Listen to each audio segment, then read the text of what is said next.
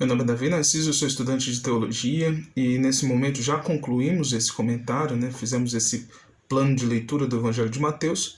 Já concluímos, porém surgiu uma dúvida que o meu grande amigo Paulo Pereira, pastor Paulo Pereira, de longa data, né? Quando eu tinha meus 7, 8 anos, ele já era presbítero da Assembleia de Deus lá no interior de São Paulo.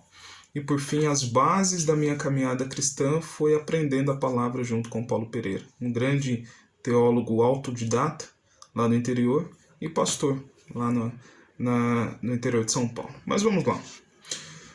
Paulo trouxe uma provocação a respeito do termo reino de Deus e reino dos céus, né? Existe essa grande diferença.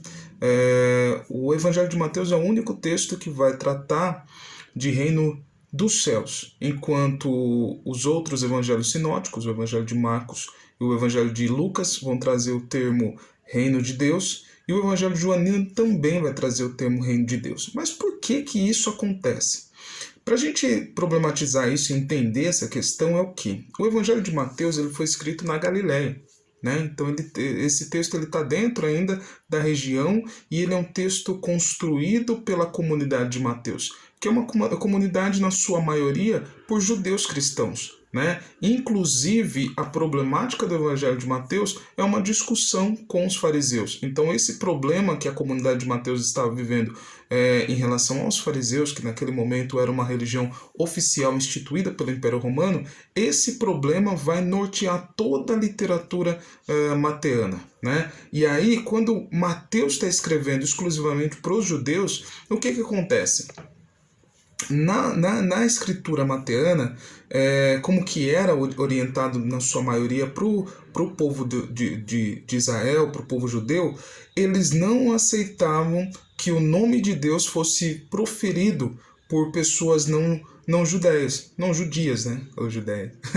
Não, pessoas que não fossem da comunidade judá, né? Da comunidade de Israel. Então, o gentio não poderia colocar na sua boca o nome de Deus. Por causa disso, colocar o reino de Yahvé, ele poderia arrumar algum problema com a comunidade, talvez até o evangelista não aceitava que isso fosse feito, né? Uma outra questão é que a máxima dentro do povo de Israel era não usar o nome de Deus em vão. Então, por isso, ele vai usar o termo reino dos céus, né? É mais uma problemática em relação étnica de quem ia proferir esse texto. Quando a gente olha para o texto de Marcos e de Lucas, a gente vai ver pessoas que não são judias, né? Pessoas que são de outras comunidades vão usar esse termo, né? Lucas era grego, isso é fato, todos nós sabemos, e toda a literatura lucana vai ser escrita dentro desse território grego.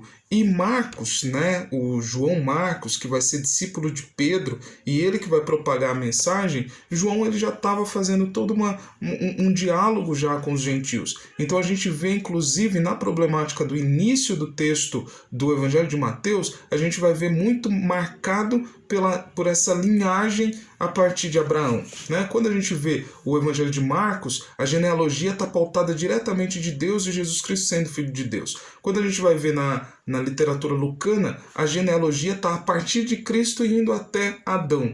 E no texto de João, nem genealogia tem. No caso, já coloca que tudo foi criado a partir de Cristo, a partir da palavra de Deus, no caso, Cristo. Então, quando a gente olha dentro dessa estrutura, a gente percebe que o reino de Deus e o reino dos céus é a mesma coisa.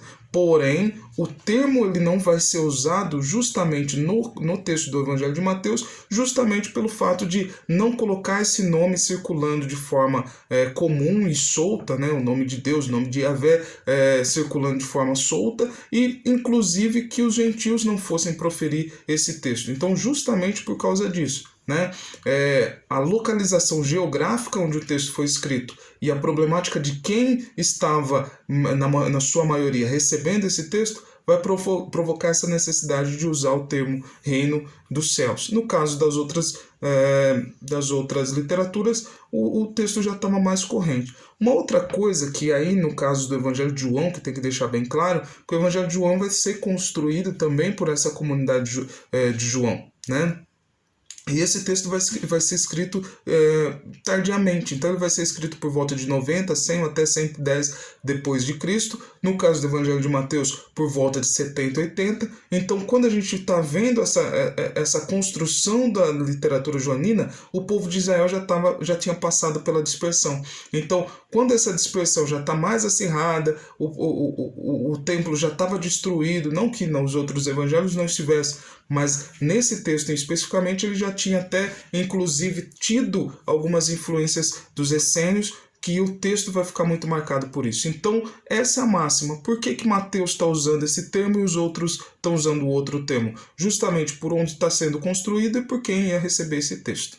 Paz e bem, e principalmente, vamos manter o reino de Deus vivo na nossa vida e dentro de todas as nossas relações. E no próximo vídeo, né, que eu ainda vou postar ainda hoje, no próximo vídeo a gente vai discutir claramente o que é o reino de Deus. O que é esse fenômeno do reino de Deus que foi enviado para nós através de Cristo e nós estamos vivendo dentro desse momento. Acompanhe o próximo vídeo e compartilhe para todas as pessoas que com certeza esse evangelho e essa propagação da mensagem, esse comentário bíblico vai edificar.